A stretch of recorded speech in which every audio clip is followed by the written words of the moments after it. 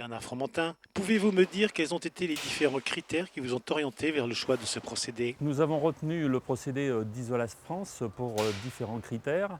Premier critère, à savoir le thermique, étant donné que nous pallions à tous les ponts thermiques par ce procédé.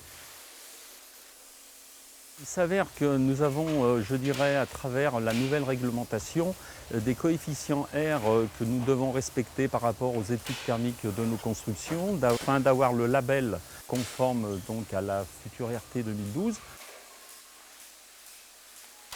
Deuxième critère qui est d'ordre, on va dire, aussi de son poids, étant donné que sur les différents planchers que nous utilisons et les études géotechniques, donc ça nous apporte des descentes de charge nettement inférieures à ce qui était fait jusqu'alors. Donc ce procédé a la particularité de nous apporter une étanchéité thermique parfaite. L'avantage aussi, c'est qu'à travers les études thermiques que nous réalisons de manière à obtenir les coefficients requis, et notamment le futur coefficient RT 2012, d'avoir une possibilité d'avoir une isolation centimètre par centimètre, donc vraiment, on va dire, appropriée à l'étude thermique. Et puis, c'est aussi, comme on disait auparavant, une intervention très rapide et qui nous laisse un chantier très propre, un chantier donc exemplaire.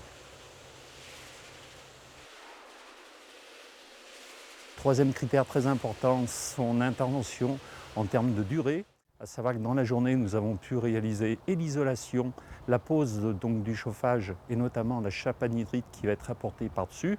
Et puis en termes de coût, nous y avons trouvé notre intérêt de par le fait d'avoir une réserve de sol nettement inférieure à ce que nous procédions auparavant.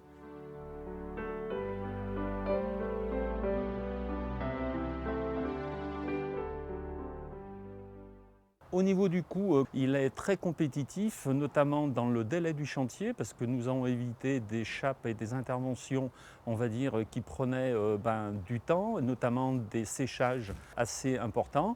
Alors que là, dans l'intervention, comme on a pu en juger, dans la journée, cette intervention est donc réalisée et de par un séchage très très rapide, on va dire, le corps d'état du chauffagiste peut s'appliquer dans la même journée et nous réduire ce qu'on appelle une coordination qui peut des fois coûter cher à l'entreprise de par, on va dire, le délai du chantier.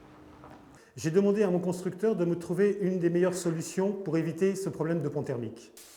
Ce constructeur m'a proposé cette nouvelle solution, en fait apparemment une mousse de polyuréthane qui définitivement élimine le pont thermique. Ensuite, on pose simplement un plancher chauffant puis une chape de béton et je dirais entre guillemets le tour est joué. Voilà, il me semble que cette solution est certainement à ce jour une des plus pertinentes.